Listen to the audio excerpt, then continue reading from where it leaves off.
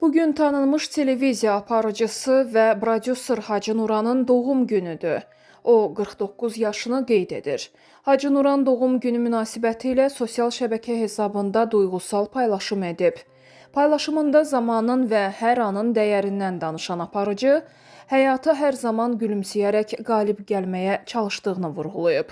O bildirib ki, doğulduğu gün havanın çox soyuq olmasına baxmayaraq, isti əlləri ilə bu soyuqluğu unutdurub və anasının sözlərinə görə həyata gülə-gülə gəlib.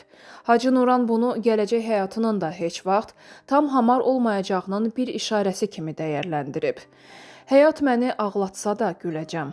Çünki bu zalım dünyada yalnız gülümsəyərək ayaqda qalmaq mümkündür. Aparıcı qeyd edib ki, yaşadığı 49 il ömrü boyu ayaqda qalmağa çalışıb və bunda onu sevən insanların, dostlarının, doğmalarının duaları və dəstəyi böyük rol oynayıb. O, hər gün bu dəstəyə görə minnətdarlığının daha da artdığını bildirib. Paylaşımında pessimist olmadığını vurğulayan Hacı Nuran, həyatdan doymadığını da etiraf edib.